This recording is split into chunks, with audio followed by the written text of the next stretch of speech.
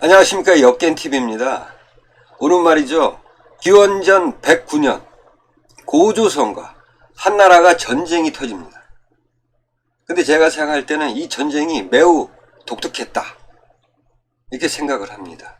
왜냐하면 고조선이 기록에 따르면 뭐 수천리의 영토를 가졌던 나라잖아. 근데 전투는 말이에요, 왕엄성과 그 다음에 왕엄성 주변에서만 벌어졌던 거예요. 왜 그랬을까요? 그건 말이죠, 여러분들이 모르는 숨어있는 진실이 그 속에 있다는 거예요. 그래서 오늘 그거를 소개를 해드릴까 합니다. 먼저 이제 고조선의 건국이 어떻게 됐는지 여기서부터 출발을 하셔야 됩니다. 사기 조선열전에 따르면 기원전 195년에 위만은 연나라 사람입니다. 동쪽 요새를 나와서 폐수를 건너 진나라의 옛 비어있는 지역을 장악을 합니다. 그래서 변방을 오가며 진번, 조선 만이족, 그 다음에 연나라, 제나라, 망명자들을 복속을 시켜서 그들의 왕이 되어 왕업을 도읍으로 삼았다라는 기록입니다. 지도를 보면서 설명을 해드릴게요. 이 상황을. 자, 지금의 영정하 동쪽, 그 다음에 나나 서쪽, 이 지역이 바로 요동 지역이었다는 거죠. 그러니까 처음에는 연나라가 이 지역을 차지하고 있다가 진나라가 그 다음에 차지를 했고, 그 다음에 진나라의 뒤를 이어서 한나라가 여기를 차지를 했다는 겁니다. 그래서 한나라가 들어서서 이 한고조 유방의 친구였던 노간이라는 사람을 이 요동 지역의 왕으로 봉합니다. 아시겠죠? 근데 여기서 우리가 좀 살펴볼 게, 이 위만이 그러니까 연나라 때부터 한나라 때까지 여기 있었냐? 그렇지 않다는 겁니다. 그러니까 위만이 진나라가 연나라를 공격을 했을 때 기원전 226년에 위만이 여기 요동 지역에 있다가 진번 땅으로 갔다는 기록이 있습니다. 아시겠죠? 그러니까 이 노간이 이 요동 왕으로 왔을 때, 그때 이 진번 땅에 있다가 노간하고 협력 관계를 맺으면서 다시 이 요동 지역으로 들어왔다는 겁니다. 위만이. 아시겠죠? 근데 이때 기원전 195년에 이 노간이 반란을 일으켜가지고 이 흉노 지역, 상곡 지역으로 갔다가 흉노로 들어갑니다. 이때 위만이 나온 거예요. 아시겠죠? 그래서 노간이 튀니까 위만도 튀어야지. 여기 있다가는 한나라한테 죽잖아. 그래서 그 얘기를 하는 겁니다. 이때 나나를 건너갔다는 얘기입니다. 근데 여기서 중요한 게, 진나라가 옛날에 장악했던 지역을 다시 장악을 했다는 거야. 왜냐면 이제 벼으니까 위만이 진나라의 옛 비어있는 지역을 장악을 한 거야. 자, 보세요. 위만이 진나라가 옛날에 장악했던 지역을 다시 장악을 해서 그곳에다가 나라를 열고 도읍지를 만든 거야. 그렇게 연결이 되는 거예요. 아시겠죠? 자, 그렇다면 왕업의 위치는 어딜까요? 바로 진나라가 옛날에 장악했던 지역, 그 지역인 거죠. 아시겠죠? 왕엄의 위치는 과거에 진나라가 장악했던 지역입니다. 그렇다면 과거에 진나라가 장악했던 지역이다. 그곳이 어딜까요? 기록에 따르면요, 진시황 봉기에 기원전 222년, 이제 이때가 연나라 왕이 이 요동으로 도망갔거든요. 그거를 이제 기원전 222년에 진나라가 공격을 해서 연나라 왕을 잡습니다. 이 요동 지역에 있었던. 그리고 계속해서 동진을 했다는 거야. 그 얘기를 하는 겁니다. 그러니까 진나라의 영토는 동쪽으로는 바다에 이르러 조선에 닿았다. 이게 중요합니다. 바다에 이르렀다는 거야. 바다가 있어야 돼. 아시겠죠? 그러니까 바다를 아우르고 있었던 예맥족 전체를 말하는 것이 아니라 예맥족 중에 어느 부족을 말하는 겁니다. 이게 중요합니다. 그러니까 진나라하고 대면했던 예맥족은 누굴까요? 여기 사기 조선 열전에 나오지 않습니까? 진번은 아닙니다. 그 다음에 뭐 나중에 말씀드리겠지만 임둔도 아닙니다. 누구냐? 조선의 만이족들입니다. 그러니까 진나라가 대면했던 예맥족은 누구냐? 조선 만이족이라는 겁니다. 이 지도에 보시면 한 이 정도를 차지하고 있었다고 봅니다. 아시겠죠? 그러니까 위만이 수도를 이 조선의 만이족 영토에다가 만든 겁니다. 아시겠죠? 그러니까 예맥족 전체를 말하는 것이 아니라 진나라가 대면했던 부족은 조선 만이족이라는 겁니다. 이 지역에 수도를 건설하고 나라를 건설했다는 겁니다. 아시겠죠? 이해하시죠? 이게 중요합니다. 자, 그러면 이제 이 조선의 만이족을 아우르고 이 지역에다가 이제 도읍지를 정했어. 근데 진번하고 임두는 위만이 나라를 건국하자마자 통합이 됐을까요? 안 그렇다는 겁니다. 효의 고우 때 요동태수는 위만에게 외신자리를 주었답니다. 왜 주었을까요? 네가 오랑캐들을 관리를 해라는 뜻입니다. 그렇다면 위만은 맨입으로 이걸 해줬을까? 맨입으로 내가 관리해 줄게요. 아니죠. 위만한테 군사의 위엄과 재물을 줬답니다. 한나라가. 그치, 오고 가는 게 있어야지. 그래서 뭐 한나라 군사가 동원됐는지 여부는 모르겠습니다. 어쨌든 군사의 위엄과 재물을 받아다가 위만이 아직까지 통합을 못했던 예맥족들을 통합을 합니다. 그래서 조그만 고을들을 침략하여 항복을 받으니 이때 진번, 임둔이 모두 그에게 속했다. 아시겠죠?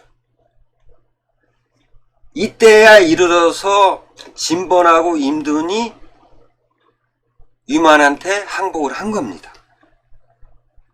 자, 그렇다는 거는 앞에서도 말씀드렸다시피 왕엄의 위치는 어딜까요? 바로 조선 만이족 영토 내에 있다는 겁니다. 여기. 아시겠죠? 자, 그러면 여기서 우리가 이제 예맥족 전부를 통합을 한 거야. 효의 고우 때 위만이 이제 어느 정도 나라 체계가 된 겁니다. 영토로 확장했으니까. 자, 그러면 여기서 이 고조선이라는 나라의 어떤 지배 구조를 아셔야 됩니다. 자, 그렇다면 이 고조선은 누가 왕입니까? 지금 위만. 어느 나라 출신입니까? 연나라. 중국놈인 연나라 출신이야. 고조선의 왕은. 그러면 왕만 중국놈일까요? 자, 보시면 진번과 조선의 만이족, 그리고 연나라, 제나라, 망명자들 엄청 많이 들어왔다는 거예요. 이 조선 만이족 영토에 이 중국 사람들이 엄청 많이 들어왔다는 겁니다. 아시겠죠? 그 다음에 위만의 손자 때 이르러서는 한나라 사람들도 엄청 많이 들어왔네. 그죠?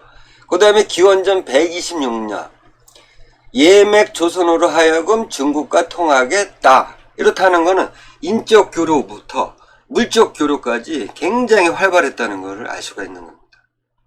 이렇듯 이 고조선, 위만이 왕이었던 이 고조선은 중국 사람 천지였다는 거야.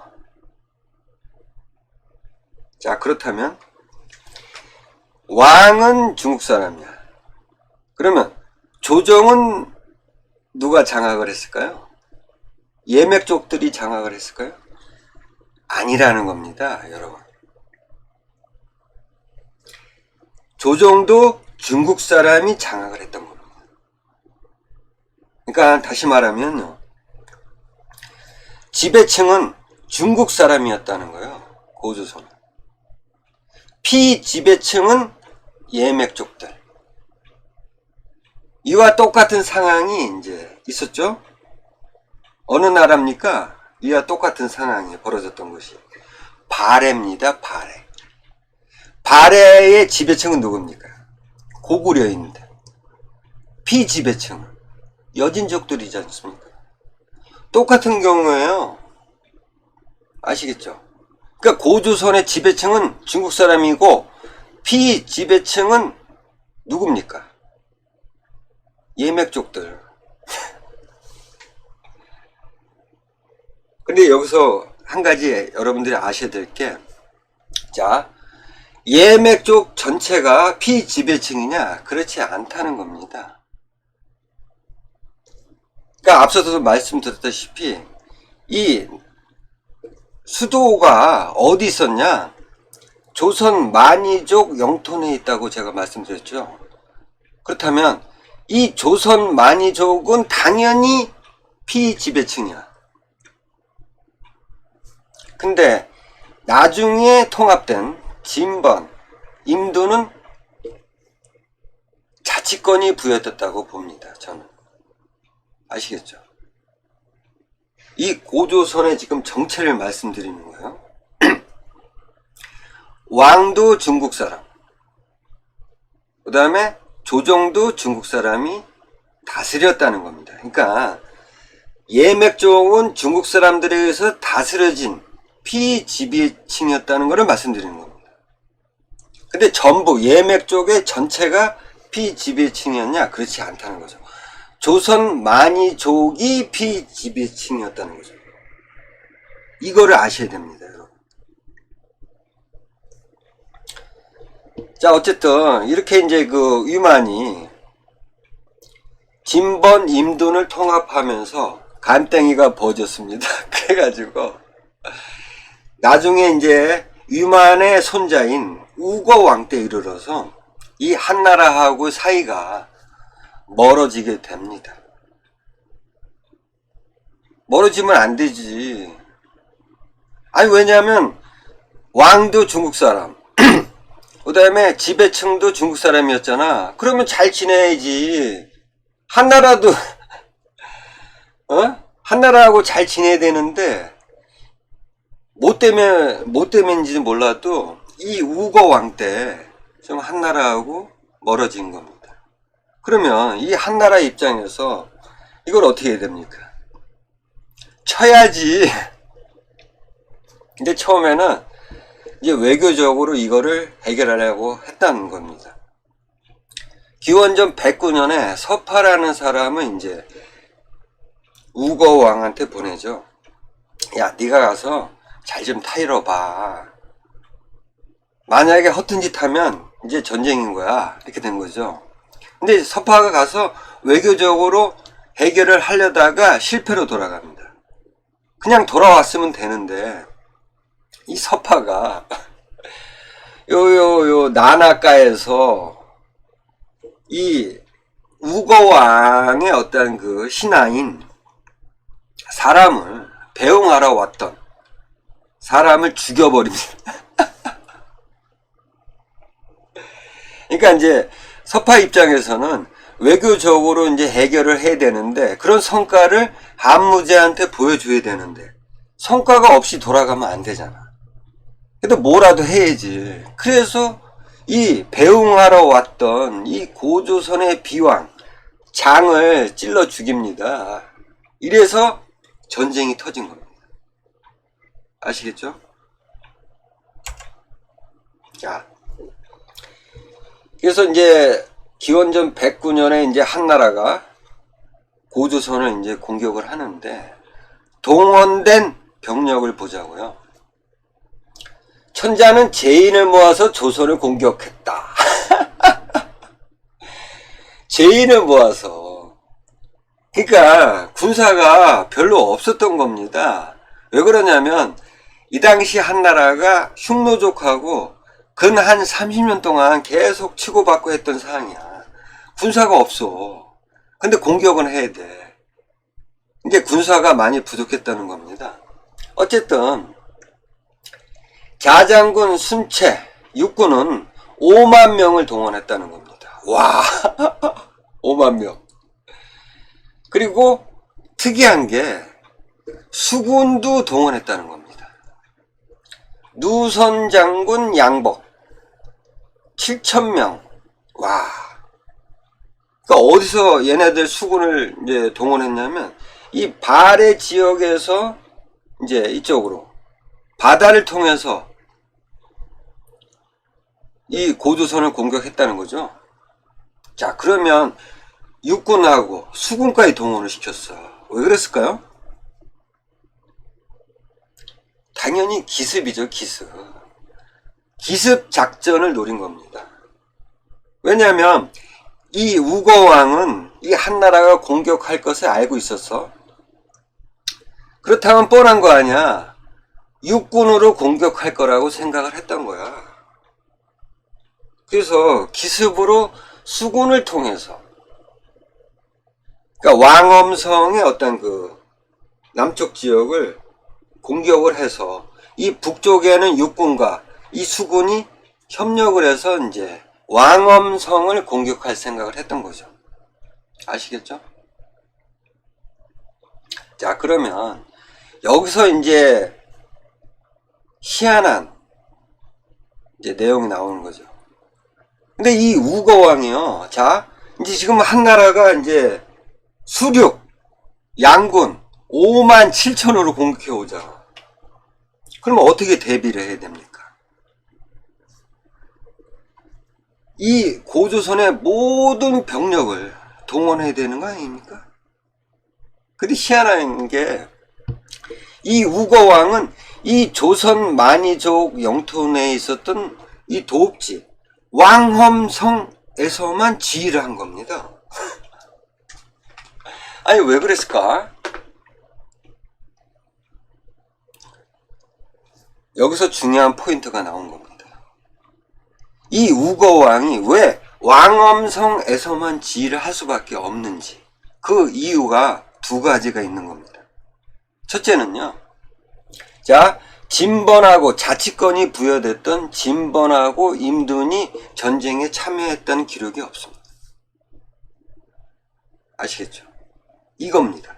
그러니까 이 조선 만이족 영토 이쪽에서만 군사를 동원할 수밖에 없는 상황이고, 그런 상황에서 왕엄성에서 지휘를 할 수밖에 없는 거죠. 그러니까 말하자면 나머지 예맥족들은 이 전쟁에 참여를 안 했다는 겁니다. 이게 중요한 겁니다. 그 다음에 또 한 가지는 이 우거왕이 왜 왕엄성에서만 지휘를 했을까? 두 번째는요, 이 왕엄성이 굉장히 견고했다는 겁니다. 수비하기에는 굉장히 견고한 성이라는 겁니다. 기록에 있습니다. 우거가 왕엄성의 견고함을 믿고 한나라에 항거를 했다라는 기록입니다. 그러니까 이 왕엄성이라는 게 뭐 산성인지 아니면 평지에 있었는지 모르겠지만 굉장히 튼튼했다 라는 겁니다. 이거를 봤을 때, 자, 그러면 여기서 우리가 생각을 해야 되지 않습니까? 아니, 이 오랑캐족인 예맥족들이 성을 쌓을 수 있는 그런 능력이 있었겠습니까? 그죠? 아니, 뭐, 말 타고, 근근히 살아가는 애들이 성을 쌓을 능력이 있었겠냐고. 그렇다면, 이 성은 누가 쌓겠냐고. 중국 놈들이 쌓겠지. 아시겠죠? 그러니까 이 왕엄성은 말이에요. 어떤 성입니까? 중국의 성인 거죠. 중국식 성이라는 겁니다. 아시겠죠? 그러니까 이런 얘기가 있는 거야. 경고했다. 왕엄성은 경고했다.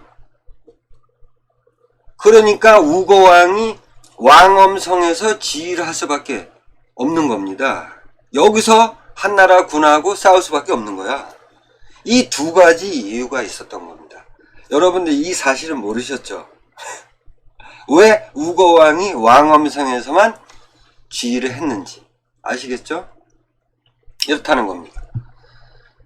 그리고 어쨌든 이렇게 중국식 성인 이 왕엄성이 경고를 했기 때문에 5만 7천 명을 동원했던 이 한나라군이 이거를 뺏지를 못했던 거야.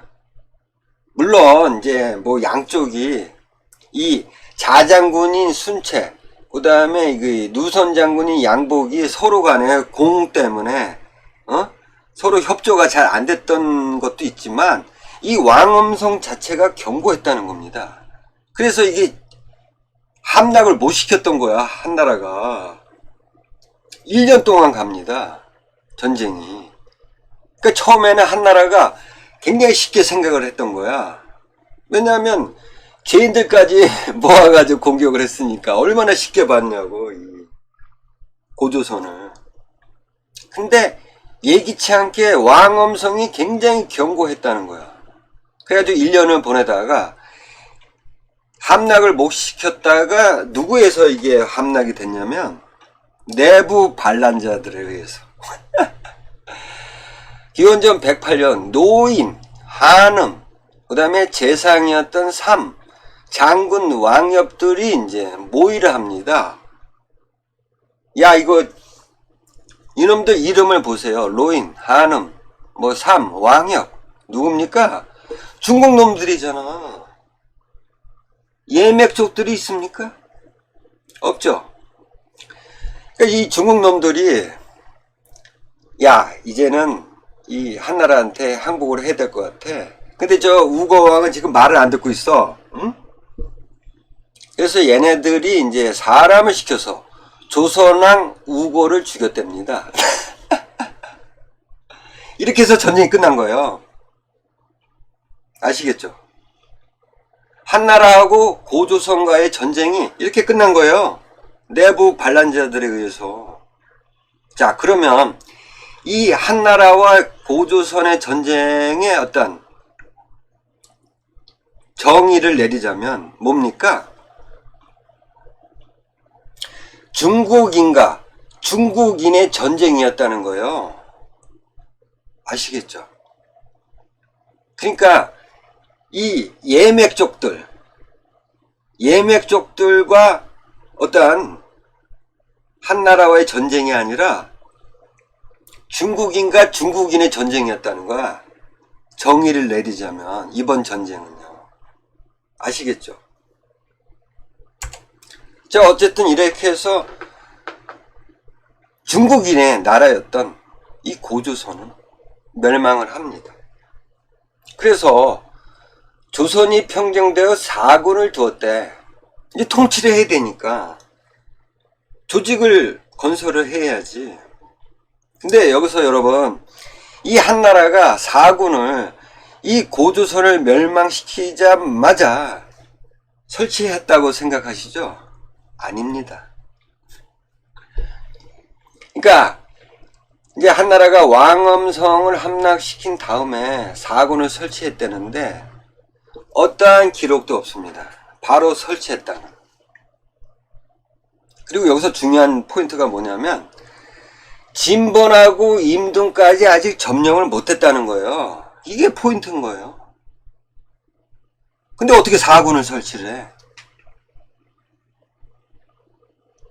그리고 희한한 기록이 있습니다. 4군이 설치되지 못했다는 것이. 기원전 105년이에요. 그러니까 한나라에 항복했던 내부 반란자들 있잖아. 얘네들한테 다 이제 후에 자기를 줬단 말이죠. 그때 우거왕의 아들한테도 이제 후에 자기를 줬어. 장각이라는 사람이 이제 우거왕의 아들인 것 같습니다. 근데 얘가 조선을 시켜서 모반을 꿰었답니다. 그러니까 이 조선 만이족한테 연통을 놓아가지고 이 장각이 야 들고 일어나 이래가지고 이제 반란이 터진 겁니다. 그거를 이제 그 한나라가 제압을 한 다음에 이 장각을 죽였겠지. 그냥 놔둘 수 없잖아. 그래서 국을 폐지했답니다. 이 기록이 있었던 거예요. 기원전 105년이에요. 아시겠죠? 그러니까 기원전 105년까지 9년이 설치가 안 돼 있었던 거야. 그럴 상황도 아니었다라고 볼 수 있지 않습니까? 이 상황으로 봤을 때. 그리고 진번하고 임든 지역까지 함락도 못 시킨 상황이야. 근데 무슨 4군을 설치를 했겠냐고. 아시겠죠? 이 4군은 천천히 설치를 된 겁니다. 한서에 나옵니다. 한서에. 그러니까 한무제가 죽고 한소제가 왕이었을 때 이런 기록이 있습니다. 기원전 82년이에요. 6월에 진번군을 혁파를 했답니다. 그러니까 자, 이 말뜻은 진번을 함락을 하고 그리고 나서 한나라가 야 필요성이 못 느껴 이래서 없애버려 이랬던 것이 아니라요. 왜 그러냐면 진번을 함락했다는 기록이 없어요. 아시겠죠? 없는 기록이 없는 상황에서 진번군을 혁파를 했대. 이 말은 뭐냐면 그 뒷기록을 보면 알 수가 있는 겁니다. 기원전 75년이에요. 궁국의 도용을 받은 제수를 모집해가지고 요동에다 현토성을 쌓게 했다는 겁니다. 아시겠죠? 이제 현도군이 들어선 거야. 응? 제가 볼 때는 방송을 한번 한 적 있죠. 이 현토성은 어디다 쌓냐면 바로 임둔 지역이라는 겁니다. 아시겠죠? 그래서 이거를 봤을 때 이 한서의 기록을 봤을 때는 한나라가 이 조선 만이족 영토만 함락을 했다가 이제 임둔까지 기원전 75년 이전에 임둔 지역을 장악을 했다는 겁니다. 그러니까 진번군을 혁파했다는 거는 이거는 진번군을 함락을 해서가 아니라 그냥 포기한 겁니다. 한나라가 장악했다는 기록이 없어요. 그러니까 이 진번 땅은 그냥 포기한 거야. 뭐 점령할 필요성을 못 느꼈는지 아니면 점령하기 어려웠는지 모르겠지만 진번 땅은 포기한 겁니다. 임둔 땅만 이제 장악을 한 거예요. 그래서 여기다가 현도군이 생긴 겁니다. 아시겠죠? 자, 그렇다면 이 중국인들은 이제 한나라에 점령이 되면서 한나라화 됐죠? 한나라 사람들이 된 거야. 그냥 같은 중국인이니까. 아시겠죠? 그러면 예맥족들은 어떻게 됐을까요? 예맥족들은 중국인이 됐을까요? 이 예맥족들에 대한 기록이 전혀 없다는 겁니다. 그렇다는 거는 이 예맥족들은 어떻게 됐을까요? 뭐 조선 만이족에 있었던 이 만이족들은 뭐 중국인들한테 계속 다스려져 왔으니까 그냥 그대로 살아갔을 거고, 자, 진번하고 임둔 지역에 있었던 예맥족들은 어떻게 됐을까요? 진번은 포기했으니까 여기 있었던 예맥족들은 뭐 이 근처에 그대로 있었겠죠. 중요한 거는 이 임둔 지역, 이쪽 지역에 있었던 예맥족들은, 자, 한나라가 이제 장악을 했잖아. 그러면 제가 볼 때는 서쪽, 북쪽으로 상계에서 흩어졌다고 봅니다. 중국인이 될 수가 없는 거야, 얘네들은. 아시겠죠? 자, 제가 지금까지 쭉 설명을 해드렸죠? 이 한나라와 고조선과의 전쟁에 숨어있는 어떤 진실, 이렇다는 겁니다. 그래서 이 고조선의 정체는요,